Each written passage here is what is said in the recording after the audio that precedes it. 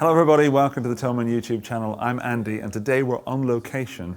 We're at Guitar Point in Germany, which is a vintage guitar shop, and it is quite literally the best collection of beautiful guitars I've ever seen. Come and take a quick look with me.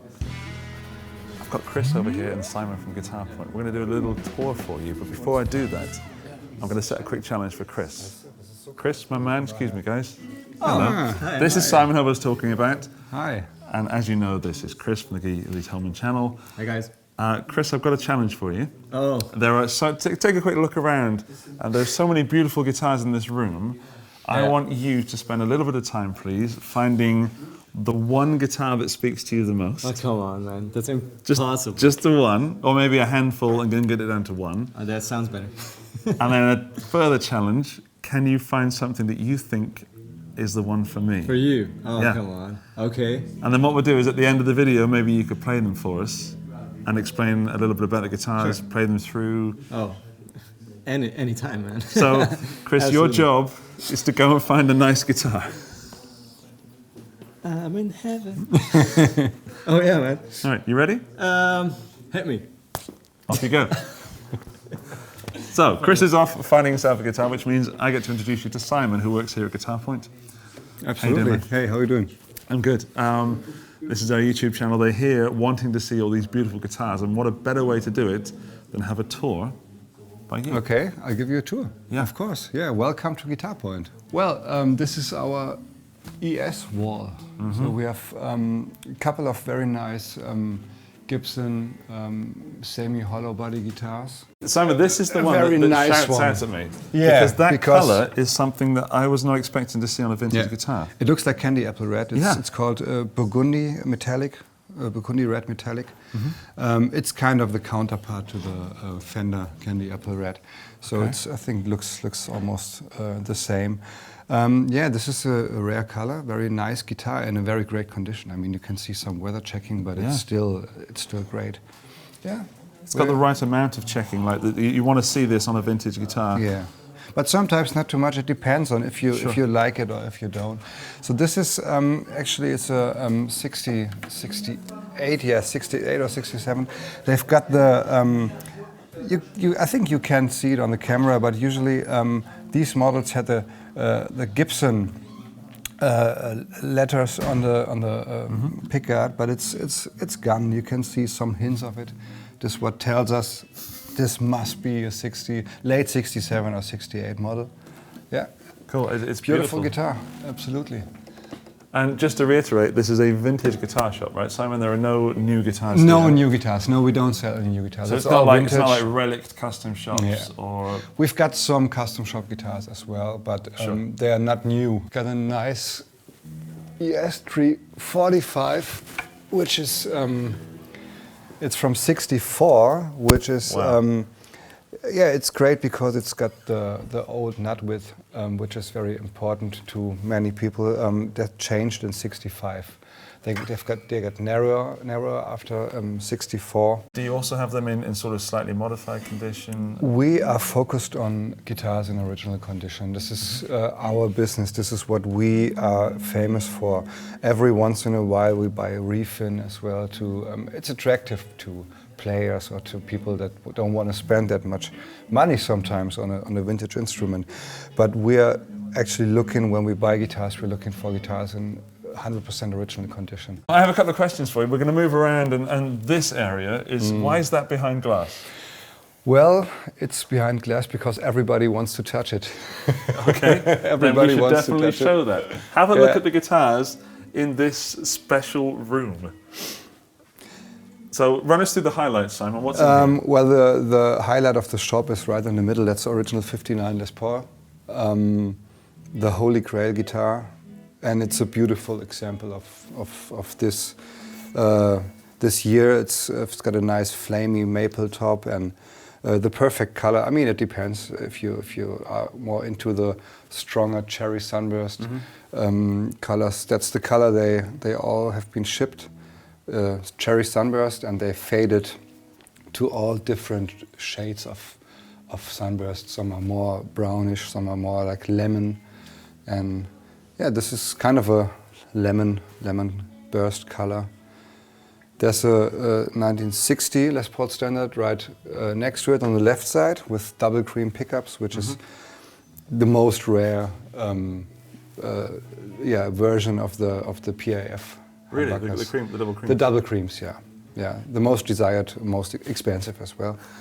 And there's another 60, which was owned by Joe Bonamassa.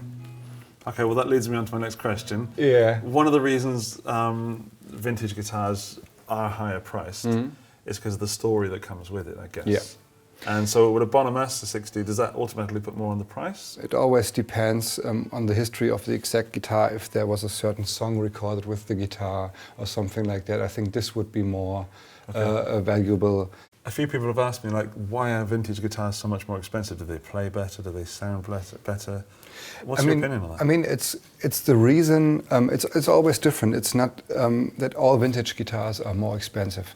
It's the specific models, and this guitar is so expensive because it's kind of. I mean, Eric Clapton played it back then. Jimmy Page, Keith Richards.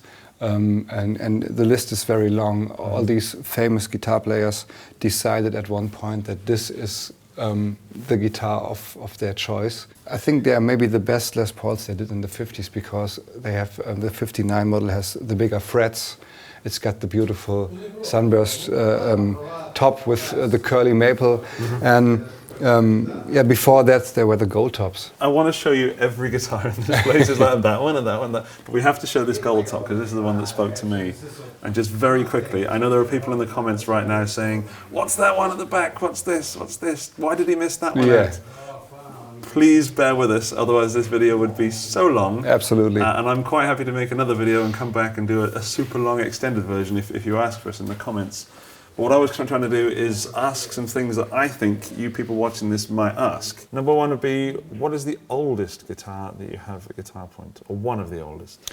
One of the oldest is back behind the glass, but I can show you another one, which is very interesting.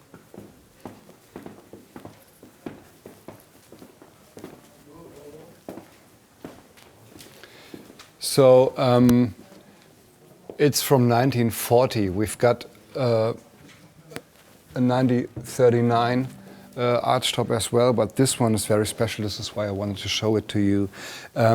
It's one of the first guitars ever made with an adjustable pickup.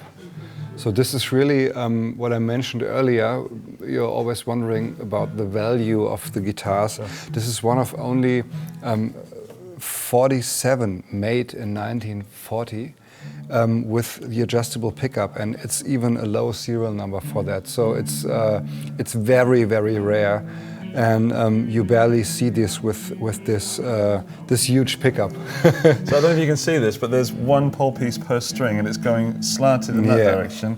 And you've got two screws, so you can raise and lower the height of the pickup. Yeah, and you can adjust the pole pieces, and that's what everybody knows now, because almost every pickup has adjustable pole pieces, at least the humbuckers. Sure. And but you're saying before this sort of before era, this there wasn't.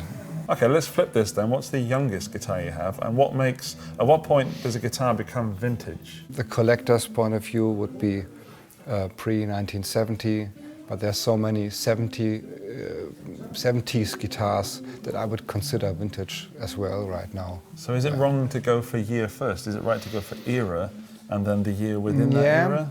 That's a good question, because many customers are looking for their birth year guitar, but sometimes... Sorry, Kris is behind you, okay. running in there with something. He looks very... Sorry, son. I'm very sorry to interrupt, but look at this guitar. I mean, this has to be the coolest wear. That's the crawl of death. That's Wolverine player. So pretty. No way Relicking will ever get this right. Yeah. That's so. Look at these are unique. green. Yeah, of course. They go green after a time, or just disappear, right? Yeah, Like they had a different color than even before than the pickguard. I mean, they're different materials, so yeah. I mean, this guitar was most probably played right up here. Yeah. Probably that's like your sweaty suit, you know, suit from that era, with the pick Yeah. right here. Yeah. Playing your C's and G's. I'm guessing. Exactly. Or it was a crazy. Yeah, many solo guitars have the wear Yeah. right there, even more than this one. Yeah, it's a 57. I'm out of here. Sorry. Yeah, so you're talking about era and birth years. Yeah, what I was going to say is that we always tell people look to the guitars or to the years next to the year you're looking for, because you might miss something even better. What's your birth year? 81. 81. Oh, mine is 80. That's always the problem, because there are not that many great guitars from this era. So this is 1980. This would be mine. That's from the International Color series from Fender did back then, and it's called Capri Orange. And this is a hardtail. So yeah, this would be a nice, very 80s looking guitar. Yeah, this would be just an example. We have some Les Paul customs from the 80s as well. I saw one over there. Yeah, we can go over there. please. Yeah, that's a nice one. Passing by all these. Just rush past them and give a quick. My goodness! Don't film me. Film the guitars. Wow. This is the one I was looking at. Yeah, that's. I mean, look at this guitar. That's beautiful. It's clean. It's totally clean. It's an 84, as far as I remember. Yes, it's the 84 Les Paul Custom in Tobacco. There's just one spot here. I don't know what happened, where the lacquer chipped a bit off, but it's otherwise it's totally clean. It's That's absolutely. my sister's birthday guitar. Okay, so you might have a birthday in June, yeah, nice present for your sister. And I noticed in the middle here, there's some kind of more weirder stuff. There's two particularly I want to show on this video, and that's these two here, the Mosrite Yeah, and this, the Melobar. Melobar. Yeah, I mean that's a that's a slide, no? it's a Lapsteel guitar, but you can put it on strap and make it look like you. So, I don't know if you can see, but that's just cushion. Yeah, So it's got like Yeah. an Explorer cushion. yeah. And is that original? That's original. Yeah, that's a very rare and very cool guitar. Absolutely. I mean, it's a statement. Yes, and if you play this on stage. That's the Mosrite there. That's the Mosrite. Yeah, we've got a nice video of Joe Bonamassa playing it here in the store. Really? Okay. Yeah. Simon, this video, as I said, is now Yeah. shot way over what I originally intended to be. I think that I would love for people to be able to come here and try the guitars for themselves. And do you do like any day events, or do you get people in, or is there anything coming up that you want to tell us Yeah, about? absolutely. We have our Guitar Point Vintage Guitar Show in April, from April 4th till April 6th. It's right around the time the Musikmesse takes place in Frankfurt. And yeah, we are really excited about this. It's an annual show we do every year. And we have some great artists playing here, like Kirk Fletcher, Bernie Marston.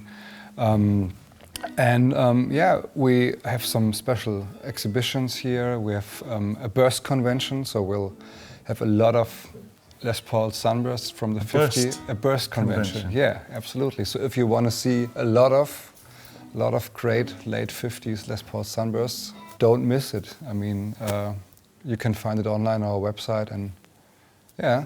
I'm finding it very hard to focus talking to you because I'm just like, oh, what's that? And I'm grabbing it in my peripheral vision. But I think we didn't check the 50s Strats that we have. Yeah, we have so many. I think Kris has something back there. Okay, yeah, let's. So maybe it's time to go back there and see what Kris has selected for number one for himself, his number one, and see what he's selected for me. I'm really interested to see what he's picked. And the guitar, I don't see the guitar that I was looking at earlier, so maybe he got it right. Let's take a look.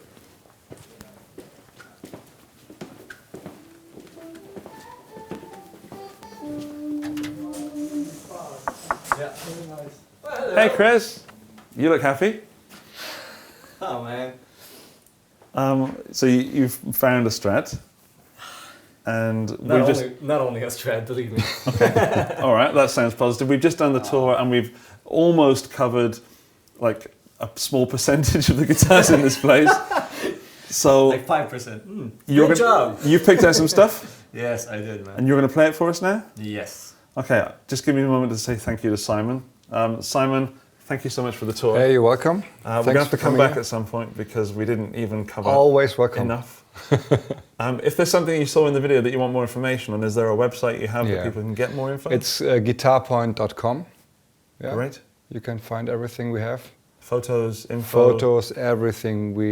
All the complete inventory is online. So Is there a buy now button? yeah, absolutely, there is. There is. Cool. Well, Kris, it's your turn to shine. If you want to play something for us, you can show us the guitars you picked.